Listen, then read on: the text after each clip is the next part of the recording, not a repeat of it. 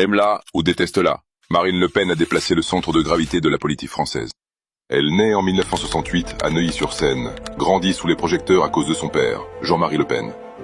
En 1976, une bombe vise l'appartement familial. À la suite de cet épisode, Marine Le Pen se construit une armure.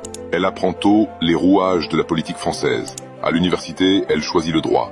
Elle devient avocate en 1992, un métier qui aide à forger la voix, l'assurance, le réflexe d'attaque et de défense. Très jeune, elle entre dans l'arène politique, d'abord dans l'ombre, puis au premier plan. En 2011, elle prend la tête du parti. Elle promet d'élargir, de dédiaboliser et de parler au plus grand nombre. En 2018, elle rebaptise le parti. Le Front National devient Rassemblement National.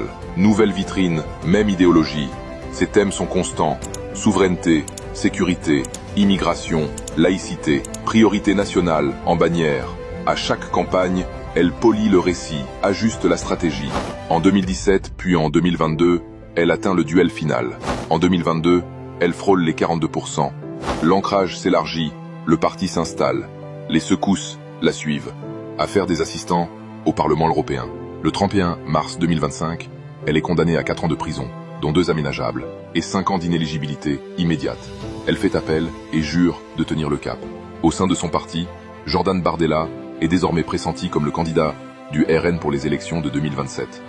Entre coups judiciaires et rebonds médiatiques, elle avance. Aujourd'hui, son message tient en peu de mots.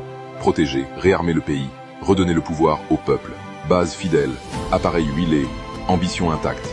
Mais la route passe autant par les tribunaux que par les urnes. Alors, Marine Le Pen, normalisation achevée ou simple relooking sous pression?